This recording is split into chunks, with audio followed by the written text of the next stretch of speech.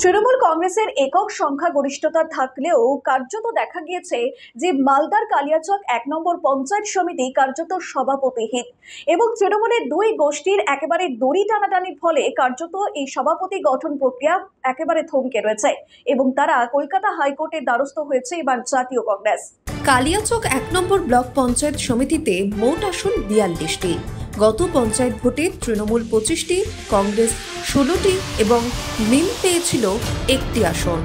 সে সময় পঞ্চায়েত সমিতির সভাপতি হন তৃণমূলের তাসলিমা খাতুন। তিনি এবারের লোকসভা ভোটের গণনার দিন অসুস্থ হয়ে মারা যান। তারপর থেকে সভাপতিহীন হয়েই রয়েছে পঞ্চায়েত সমিতি।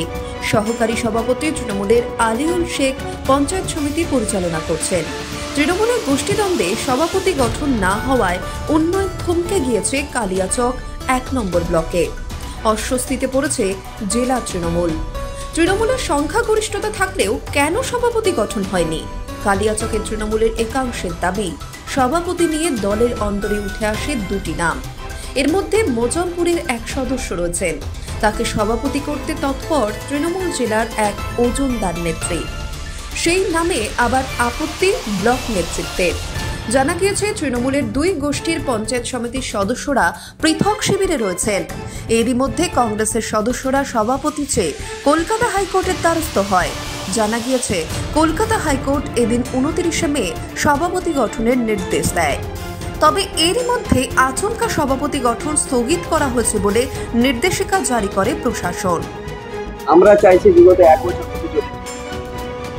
এখানে পঞ্চায়েত সমিতির সিটে সভাপতি শূন্য, যেহেতু মারা গেছে ওনার সিটে আমরা সভাপতি বসাতে চাইছি। আমরা আজকে ১ বছর ধরে কিন্তু এটার পিছনে লড়ে যাচ্ছি যে সভাপতি বসানো হয়।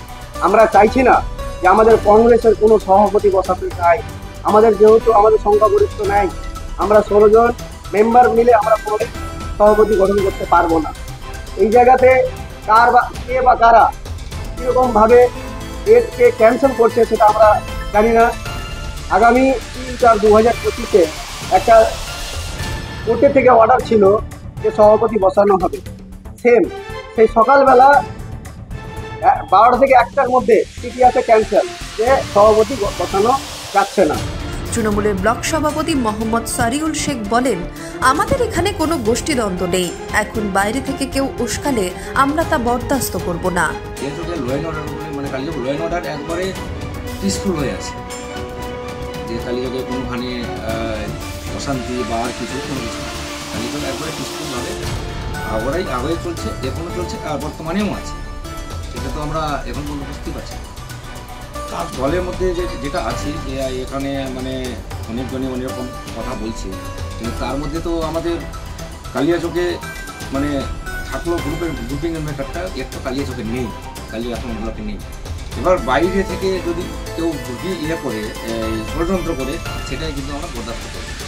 অন্যদিকে এই বিষয়ে রাজ্যের মন্ত্রী তথা বিধায়ক সাবিনা ইয়াসমিন জানান, ১ বছর পরও কেন সভাপতি গঠন হচ্ছে না এই বিষয়ে আমি কিছু বলতে পারবো না। ব্লক সভাপতি এবং জেলা সভাপতি বলতে পারবেন।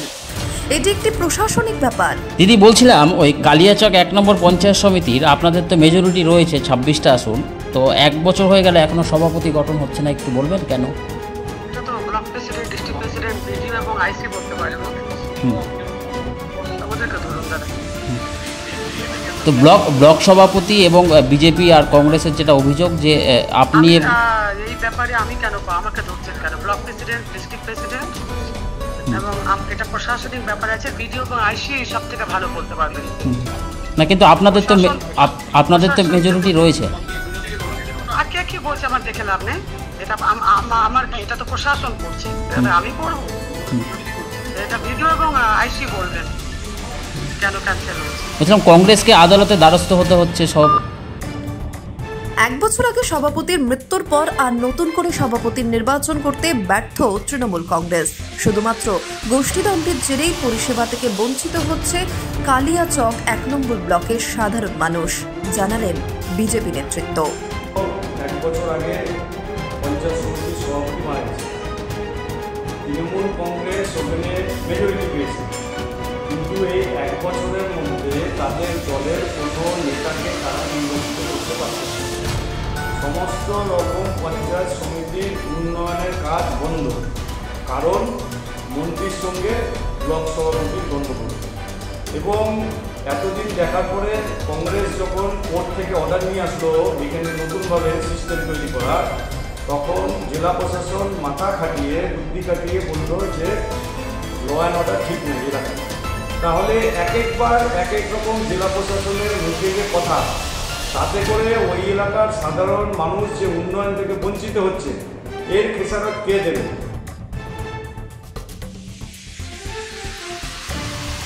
মালদা থেকে মাধব কুমার মণ্ডলের রিপোর্ট, নিউজ বর্তমান।